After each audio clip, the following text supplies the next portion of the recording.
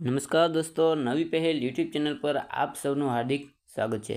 દોસ્તો, આજના લેક્ચરમાં આપણે રિઝનિંગના કેટલાક મહત્ત્વના દાખલા જોવાના છે, બરાબર, કે જે કોન્સ્ટેબલ અને સીસીની મેન્સ જે પરીક્ષા લેવાની છે, બરાબર, એમાં પૂછાવાની પૂરેપૂરી શક્યતા રહેલી છે। એટલે હજુ તમે લાઇક ન કરી તો લાઇક કરી દો, ચેનલ પર નવા હોવ તો ફટાફટ ચેનલને સબસ્ક્રાઈબ પણ કરી દો। તો ચાલો દોસ્તો, હવે લેક્ચરની શરૂઆત કરીએ। દોસ્તો, સૌપ્રથમ દાખલો અહીં આપેલો છે કે 1 થી 30 કુલ કેટલા અંકોની જરૂર પડે છે, બરાબર। તો સૌપ્રથમ વાત કરીએ તો 1 થી 9ની વાત કરીએ, બરાબર। તો 1 થી 9માં દોસ્તો 9 અંકોની જરૂર પડે છે। હવે વાત કરીએ દોસ્તો કે 10 થી 30માં કેટલા અંકોની જરૂર પડે છે। તો દોસ્તો વાત કરીએ, બરાબર, આવી રીતે આપણે ગણીએ કે 10, 11, 12, તો આવી રીતે કેટલી સંખ્યા મળે, તો આપણને આવી રીતે 10 થી 30 વચ્ચે 21 સંખ્યા મળે છે। અને આ સંખ્યામાં દરેકમાં 2 અંક છે, બરાબર, એટલે આપણે એને ગુણ્યા 2 કરીશું। તો 21 ગુણ્યા 2 કરીએ દોસ્તો તો આપણને 42 મળે। મતલબ કે 10 થી 30ની અંદર 42 અંક આવે અને 1 થી 9ની અંદર 9 અંક આવે છે, બરાબર। તો હવે 42 + 9 કરીએ તો સરળતાથી દોસ્તો આપણને 51 જવાબ મળી જાય। મતલબ કે 1 થી 30માં કુલ 51 અંકોની જરૂર પડે। તો આપણો સાચો જવાબ થશે ઓપ્શન ડી, બરાબર। 1 થી 30માં કુલ 51 અંકોની જરૂર પડે છે। તો આપણો સાચો જવાબ ઓપ્શન ડી। ચલો નેક્સ્ટ સવાલ જોઈએ। દોસ્તો, નેક્સ્ટ સવાલ આપેલો છે કે 1 + 2 + 3 + ખાલી જગ્યા 20 સુધીનો સરવાળો કેટલો થાય। મતલબ કે 1 થી 20 સુધીનો સરવાળો કેટલો થાય એ આપણે શોધવાનો છે। જ્યારે પણ દોસ્તો આવો સવાલ આપેલો હોય, બરાબર, ત્યારે આપણે પરીક્ષામાં જો 1 + 2 + 3 આવી રીતે તમે 20 સુધી સરવાળો કરવા બેસો, બરાબર, તો સમયની ખૂબ જ જરૂર પડે છે। પરંતુ આપણે શોર્ટ ટ્રીક યાદ રાખીએ તો આના માટેની શોર્ટ ટ્રીક છે, બરાબર, કે જ્યારે પણ આવી રીતે પ્રાકૃતિક સંખ્યા આપેલી હોય ત્યારે લાસ્ટમાં કેટલી સંખ્યા આપેલી છે તો કે 20, બરાબર। સૌપ્રથમ એને લખી દેવાની। હવે એના પછી ક્રમિક સંખ્યા કઈ આવે તો કે 20 પછી કોણ આવે 21, બરાબર। તો 20 ગુણ્યા 21 કરવાના રહેશે। હવે ખાસ ધ્યાન આપજો, હવે તમારે છેદમાં એને 2 મૂકવાના રહેશે, બરાબર। હવે તમે જેટલા ઉડે એને ઉડાડી દો। તો સરળતાથી દોસ્તો આપણો 10 ગુણ્યા 21 કરીશું તો સરળતાથી આપણનો જવાબ મળી જશે, બરાબર। આપણો સાચો જવાબ થશે 210। તો આવી રીતે દોસ્તો જ્યારે પણ કોઈ પણ પ્રાકૃતિક સંખ્યાનો સરવાળો પૂછવામાં આવે, બરાબર, ત્યારે તમે આ સૂત્રને આધારે સેકન્ડોમાં સરળતાથી તમે જવાબ મેળવી શકો છો, બરાબર। તો આપણો આમાં સાચો જવાબ આવશે ઓપ્શન સી। દોસ્તો, હજુ તમે લાઇક ના કરી તો લાઇક કરી દો, ચેનલ પર નવા હોવ તો ફટાફટ ચેનલને સબસ્ક્રાઈબ પણ કરી દો। તો ચાલો દોસ્તો હવે નેક્સ્ટ સવાલ જોઈએ। દોસ્તો, ફરી એક પ્રાકૃતિક સંખ્યાનો સરવાળો પૂછવામાં આવ્યો હોય એવું લાગે છે, બરાબર, કે 1 થી 10 સુધીનો સરવાળો કેટલો થાય। તો સૌપ્રથમ આપણે જે સૂત્ર જોયું, બરાબર, કે જે લાસ્ટમાં જે સંખ્યા આપેલી છે એને સૌપ્રથમ આપણે લખી લેશું। હવે એને ગુણ્યા એની ક્રમિક સંખ્યા કઈ આવે એના પછીની તો કે 10 પછીની ક્રમિક સંખ્યા કઈ આવે 11, બરાબર, એના ભાંગી આપણે 2 કરીશું। તો સરળતાથી દોસ્તો આપણને 11 ગુણ્યા 5 કરીશું, બરાબર, તો સરળતાથી સેકન્ડમાં આપણને જવાબ 55 મળી જશે। હવે દોસ્તો તમારે આનું કન્ફર્મ કરવું હોય કે આ જવાબ સાચો છે, બરાબર, તો એના માટે તમારે આવી રીતે સરવાળો કરી લો, બરાબર। આના માટે સમય ખૂબ જ લાગે, પરંતુ આવું પરીક્ષામાં કરવા ન બેસાય, અન્યથા આપણો સમય ખૂબ જ વેડફાઈ જશે। પરંતુ જ્યારે તમારે કન્ફર્મ કરવું હોય તો આવી રીતે તમે 1 થી 10 સુધીનો સરવાળો કરશો, બરાબર, એટલે સરળતાથી તમને 55 જવાબ મળી જશે। પરંતુ પરીક્ષામાં જો આવો સવાલ પૂછાય તો આપણે અને ખાસ જોવાનું દોસ્તો કે અહીં પ્રાકૃતિક સંખ્યા આપેલી હોવી જોઈએ, બરાબર, નહીં કે એકી સંખ્યા કે બેકી સંખ્યા કે વર્ગ કે ઘન, બરાબર। જ્યારે પણ પ્રાકૃતિક સંખ્યા આવી રીતે આપેલી હોય ત્યારે તમે આ સૂત્રથી સરળતાથી સેકન્ડોમાં જવાબ મેળવી શકો, બરાબર। તો આમાં આપણો સાચો જવાબ થશે ઓપ્શન ડી। ચાલો હવે નેક્સ્ટ સવાલ જોઈએ। દોસ્તો, ફરી મસ્ત મજાનો સવાલ આપેલો છે કે 51 થી 70નો સરવાળો કેટલો થાય, બરાબર। આના માટે આપણે આવી રીતે કરવા બેસીએ, બરાબર, સરવાળો, તો આપણું ક્યાંય પણ ભેગું ન થાય, બરાબર। એટલે આના માટેની શોર્ટ ટ્રીક શું છે તો અહીં હું લખું છું, બરાબર। આના માટેની બેસ્ટ શોર્ટ ટ્રીક છે કે સૌપ્રથમ તમારે અહીં 51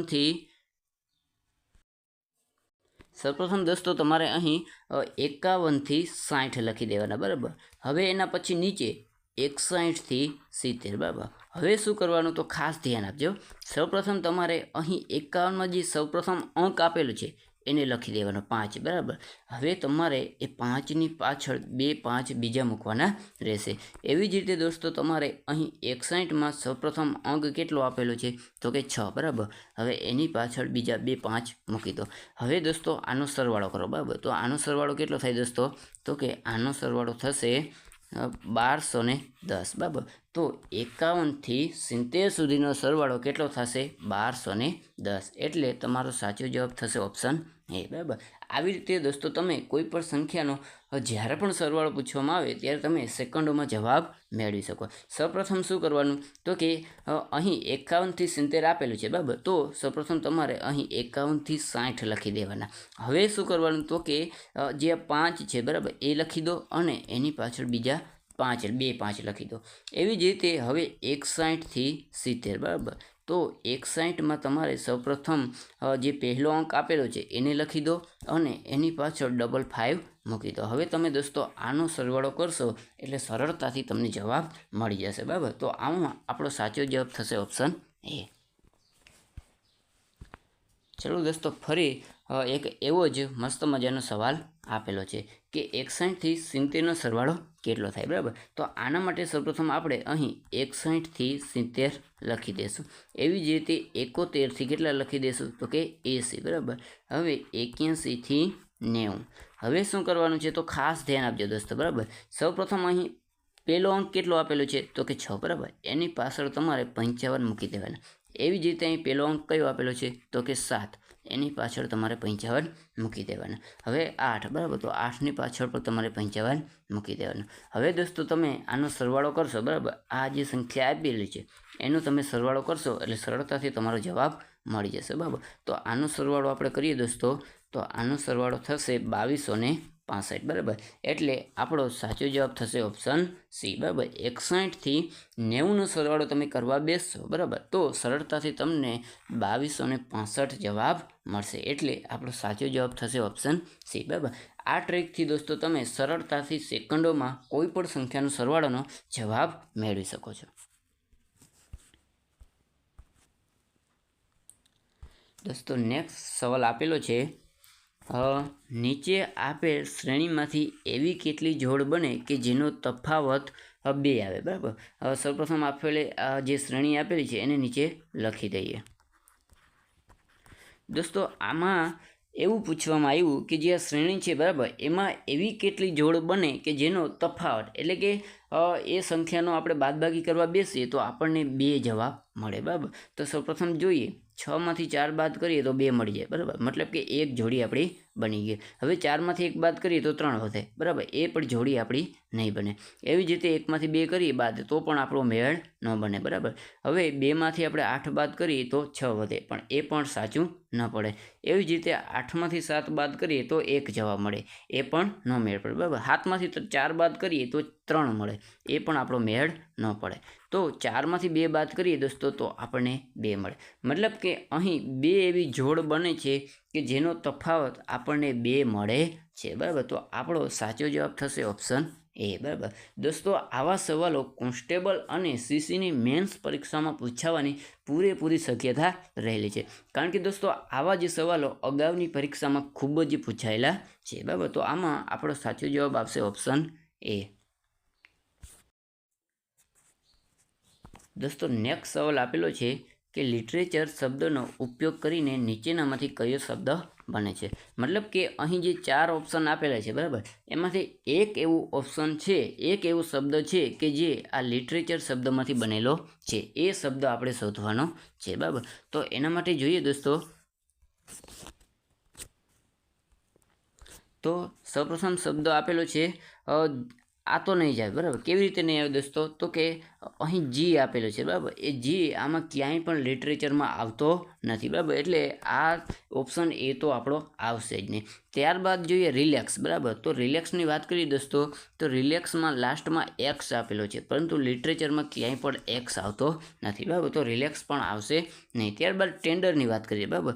તો ટેન્ડરમાં અહીં જોઈએ આપણે બરાબર તો એન આપેલો છે દેખાય છે એન, બરાબર. એ એન આ લિટરેચરમાં ક્યાંય પણ આવતો નથી, મતલબ કે ઓપ્શન ડી પણ નહીં આવશે. તો આપણો સાચો જવાબ જે બાકી રહ્યો, બરાબર, એટલે કે આપણો સાચો જવાબ થશે ઓપ્શન બી, બરાબર. હવે જુઓ, લિટરેચરમાં ટી પણ આપેલો છે, આર પણ આપેલો છે, ઈ પણ આપેલું છે અને એ પણ આપેલો છે અને લાસ્ટમાં ફરી ટી આપેલો છે. એટલે કે આ ટ્રીટ નામનો જે શબ્દ છે, બરાબર, એ લિટરેચરમાંથી બની શકે છે. એટલે આપણો સાચો જવાબ થશે ઓપ્શન બી. દોસ્તો, હજુ તમે લાઇક નહીં કરી તો ફટાફટ લાઇક કરી દો. ચેનલ પર નવા હોવ તો ફટાફટ ચેનલને સબસ્ક્રાઈબ પણ કરી દો. દોસ્તો, ફરી જે એવો સવાલ આપેલો છે કે લેબોરેટરી શબ્દનો ઉપયોગ કરી નીચેનામાંથી કયો શબ્દ બને છે. મતલબ કે નીચે 4 શબ્દ આપેલા છે, બરાબર. એ શબ્દ લેબોરેટરીમાંથી કયો શબ્દ બન્યો છે એ આપણે શોધવાનો છે. તો સૌપ્રથમ શબ્દ આપેલો છે લોડ, બરાબર. તો વાત કરીએ દોસ્તો લોડ, બરાબર. તો લોડમાં આપણે જોઈએ તો લાસ્ટમાં ડી આપેલો છે. એ ડી આ લેબોરેટરીમાં ક્યાંય પણ આપેલો નથી, એટલે ઓપ્શન એ પણ આપણો જવાબ નહીં આવે. એવી જ રીતે વાત કરીએ દોસ્તો તો ટેબલ, બરાબર. એમાં લાસ્ટમાં અહીં જોઈએ તો ઈ આપેલો છે, બરાબર, જે લેબોરેટરીમાં ક્યાંય પણ આપેલો નથી, એટલે એ પણ આપણો જવાબ નહીં આવે. એવી જ રીતે વાત કરીએ દોસ્તો, અહીં બૂથ આપેલો છે, બરાબર. એમાં લાસ્ટમાં એચ આપેલો છે, પરંતુ લેબોરેટરીમાં ક્યાંય પણ એચ આપેલો નથી, એટલે ઓપ્શન ડી પણ આવશે નહીં. તો દોસ્તો, આપણો સાચો જવાબ થશે રોટરી નામનો, બરાબર. જે ઓપ્શન બી છે રોટરી, એ આપણો સાચો જવાબ થશે. કારણ કે દોસ્તો આર પણ લેબોરેટરીમાં આવે છે, ઓ પણ આવે છે, એવી જ રીતે ટી અને એ પણ આવે છે અને આર અને વાય પણ આપેલા છે. આમ આવી સામાન્ય અર્થમાં જોઈએ તો જો અહીં લખેલું છે, બરાબર, લેબોરેટરી, એમાં આ બધા જ અક્ષરો આવી જાય છે, એટલે આપણો સાચો જવાબ થશે ઓપ્શન બી. ચાલો હવે નેક્સ્ટ સવાલ જોઈએ. દોસ્તો, સરસ મજાનો એક એનાલોજીનો સવાલ આપેલો છે, બરાબર, કે 7 = 97 તો 8 = કેટલા થાય. સૌપ્રથમ દોસ્તો આપણને 7 = 97 કેવી રીતે આવ્યા એ આવડવું જોઈએ, બરાબર. તો જ આપણે 8 = કેટલા આવશે એ સરળતાથી જવાબ મેળવી શકશું. તો આના માટે સૌપ્રથમ જોઈએ દોસ્તો કે 7નો વર્ગ કેટલો થાય, તો કે 7નો વર્ગ થશે 49. હવે દોસ્તો આ જે સંખ્યા આપેલી છે 49, એને અદલા બદલી કરીએ, એટલે કે 9ને આગળ લઈએ અને 4ને પાછળ જવા દઈએ, એટલે કે ઉલટા લખીએ, બરાબર, તો આપણને 94 મળે. હવે દોસ્તો તમે 94માં 3 એડ કરો તો સરળતાથી તમને 97 જવાબ મળી જાય. તો આવી જ રીતે આ ટ્રીકનો ઉપયોગ આપણે અહીં 8માં કરીશું. તો 8નો વર્ગ કેટલો થાય દોસ્તો, તો કે 64. હવે આપણે આ સંખ્યાને અદલા બદલી કરીએ, બરાબર, એટલે કે ઉલટાવીને લખીએ તો આપણને સરળતાથી 46 લખી શકીએ. હવે એમાં દોસ્તો 3 એડ કરીએ તો આપણને 46 + 3 કરીએ તો સરળતાથી 49 જવાબ મળી જાય, બરાબર. અને 49 આપણને ઓપ્શન ડીમાં આપેલા છે, એટલે આવી રીતે તમે એનોલોજીનો સરળતાથી ઉકેલ મેળવી શકો, બરાબર. તો આપણો સાચો જવાબ આમાં ઓપ્શન ડી થશે, બરાબર. 49 આપણો સાચો જવાબ થશે. દોસ્તો નેક્સ્ટ સવાલ આપેલો છે કે જો બોમ્બને 15 લખવામાં આવે, બરાબર, તો કોલને શું લખવામાં આવે છે.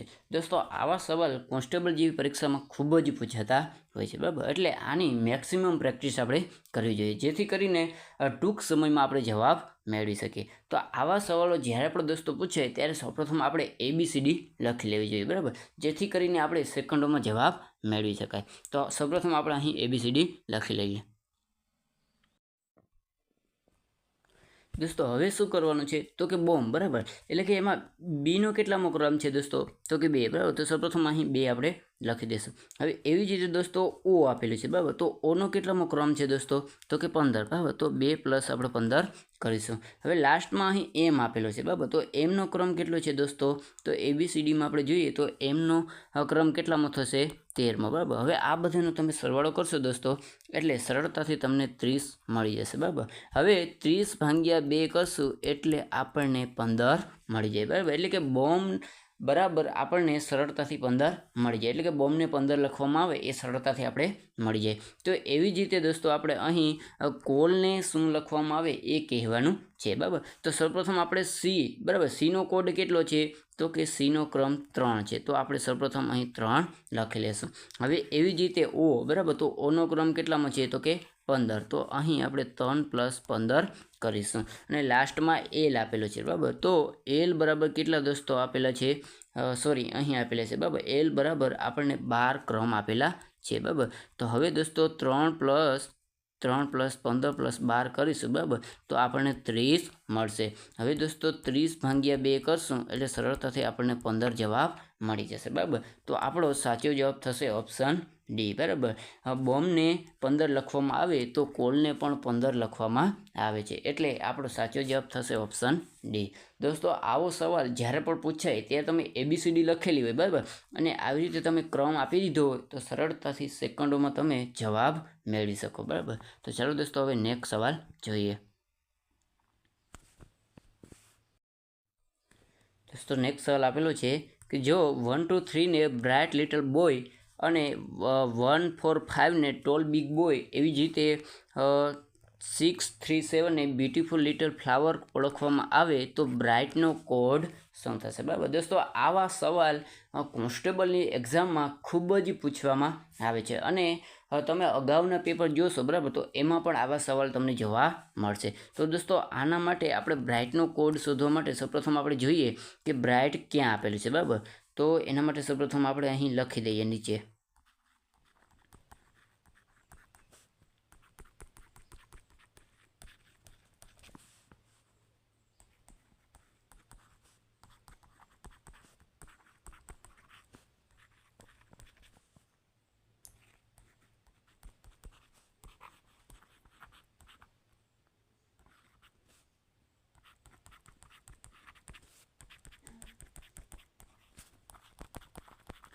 દોસ્તો જોઈએ, સૌપ્રથમ આપણે બ્રાઇટનો કોડ શોધવાનો છે બરાબર. તો અહીં બ્રાઇટ લખેલું છે, તો એના માટે દોસ્તો સૌપ્રથમ આપણે બ્રાઇટને શોધવા માટે આપણે એ શોધવું પડે કે આમાંથી બ્રાઇટનો કોડ કયો છે બરાબર. તો જોઈએ દોસ્તો, અહીં બોય આપેલું છે બરાબર, અને નીચે અહીં પણ બોય આપેલું છે.